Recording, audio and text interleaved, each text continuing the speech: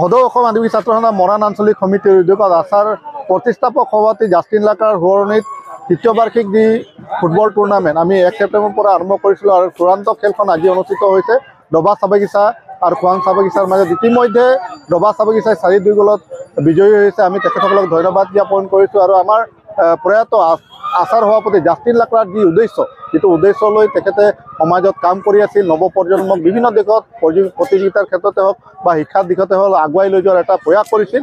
এই প্ৰয়াসক আমি এটা ৰূপ দিব বিচাৰিছোঁ সদৌ অসম আদিবাসী ছাত্ৰ সন্থাই। অনাগত দিনতো এই খেল আমি অনুষ্ঠিত কৰি যাম আৰু যিটো আমাৰ শৈক্ষিক এটা ক্ষেত্ৰখন আছে, শৈক্ষিক ক্ষেত্ৰখনৰ প্ৰতিযোগিতাৰ ক্ষেত্ৰখন আছে, ইয়াৰ দ্বাৰাই আমাৰ নৱপ্ৰজন্ম যদি আগুৱাই যায় নিশ্চয় আমাৰ সমাজখন আগবাঢ়ি যাব বুলি আমাৰ দৃঢ় বিশ্বাস। আজি এই আপাহতে আমাৰ ৰাজ্যমন্ত্ৰী আহি আমাৰ ফিল্ডৰ উন্নয়নৰ ক্ষেত্ৰতো তেখেতে এটা 11 লাখ টকা প্ৰায় 11 লাখ টকা এটা পুঁজি আগবঢ়াইছে আৰু কাম ইতিমধ্যে আৰম্ভ কৰিছে।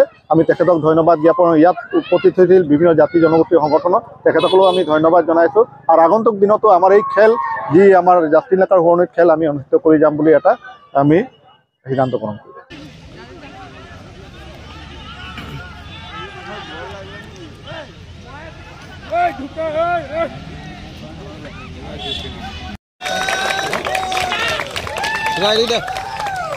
Esa udah sih.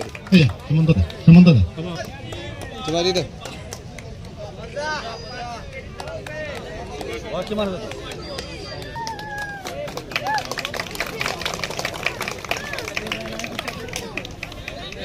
আমি আন্দাজ আছে দিলবন দাসৰ পুত্ৰ তেখেতেও সহযোগ কৰিবলৈ আমি জানাই।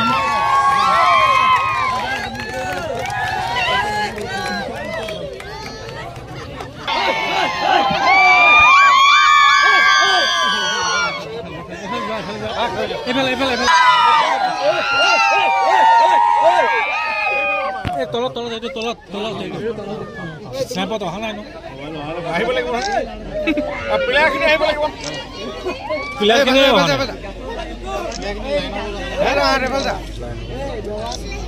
দবা 11 নেকি দবা 11